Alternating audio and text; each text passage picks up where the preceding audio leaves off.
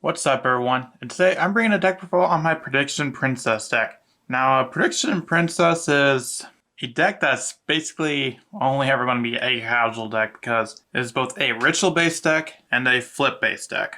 Now, before we get to the video, I just want to remind you to subscribe because 90% of the people watching this video are not subscribed. And without further ado, let's get right into it.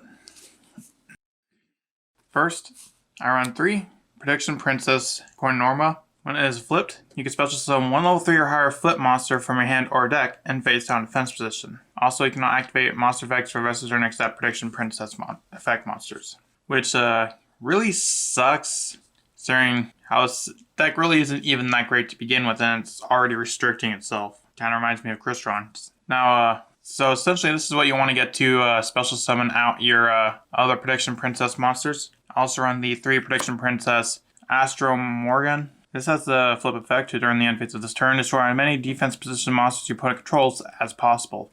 If you do, inflict 500 damage to your opponent for each monster destroyed. So you kind of run it in tandem with the 2 Prediction Princess Petal Leaf. This one you can change all face-up attack position monsters your opponent controls face-up defense position. And monsters change to defense position by this effect cannot change your battle positions. And also run the 3 Prediction Princess Arrow Sylph. This one is flipped to get out a ritual spell. And the 3 Prediction Princess Crystal Adine. That one, when it's flipped, you can add 1 ritual monster from your deck or graveyard to your hand. With this being a ritual based deck, I also run 3 Incantation Candle. That allows you to, when it's special summoned from the deck, you can add 1 ritual spell from your deck to your hand.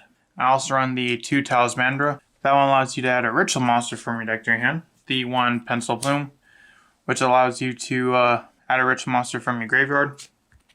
And the 1 Bookstone, which allows you to target a ritual spell in your graveyard and add it to your hand. Lastly, I run the 2 Prediction Princess Tarot Tray. You can use one of each of the following effects per turn. Quick effect, you can target 1 face-down monster on the field, change it to face-up attack position, and quick effect, you can target 1 face-up monster on the field, change it to face-down defense position. So it's a once per turn Book of Moon. Yeah, you can already see why this deck definitely struggles a lot. And honestly, this deck is more of a casual build because I don't think there's really any way to make it competitive because it's just that bad. Combining flip monsters with rituals, 2 of the slowest mechanics, it doesn't really work.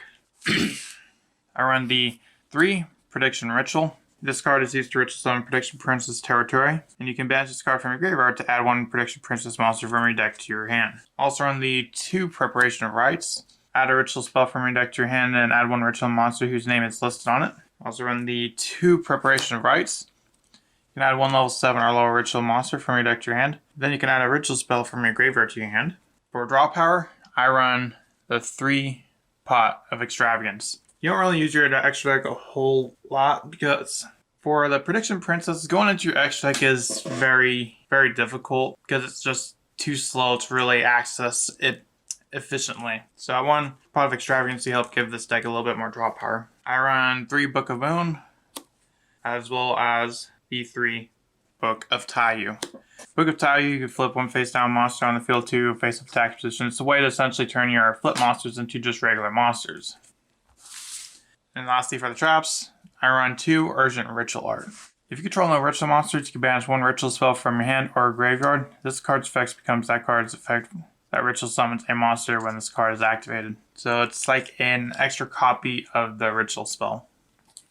Moving on to the extra deck. I run the 1 Crash Heap because it's really good in ritual decks. If you ritual summon a monster into zone this card points to, you can essentially draw 2 cards and discard 2 cards. So you can fix your hand a little bit. I run the 1 Nightmare Phoenix and the 1 Nightmare Cerberus, as well as 2 Crusadia Ecomax. More or less, I'm just running really good cards because there's not really a extra deck monster that can really help this deck out too much. I run the 1 Borrelsword Dragon, the 1 Mech Knight Crusadia Aeromax, an Apollosa, and an Access Code for the links. Now for the XE monsters, I run 1 Levier the Sea Dragon, considering most of the Prediction Princesses are level 3s. You got one that's level 4 and another that's level 5, but you usually use the Sea Dragon. Or you can go into the Phantom Knights of Break Sword. Most of these you can also just go into a Downward Magician and then straight into Zeus. I run the one Abyss Dweller, just really good against Grave decks. A Dugaris. Of course, the Downward Magician. And lastly, the Zeus. Well, that's going to be all for my Prediction Princess deck. What do you think of this deck? Do you think it is a pretty bad deck, or do you think it might have some potential? Let me know in the comments, and I'll see you in the next video I make. Bye.